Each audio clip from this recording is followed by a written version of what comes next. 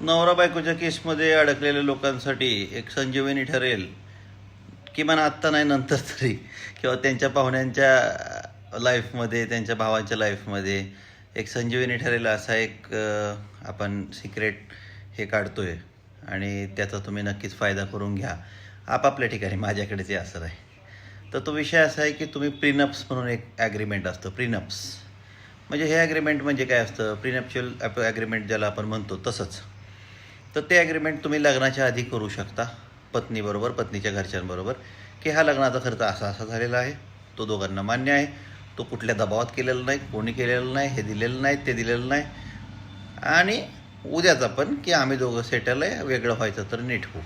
भले हे वेगळं झाल्यावर नीट हो न मागणार नाही, हे चालेल नाही चालेल, पण उद्या जाऊन हे दिलं आणि ते दिलं याचे आरोप तरी 100% पतीवर होणार नाही. यासाठी हे ॲग्रीमेंट नक्की करा.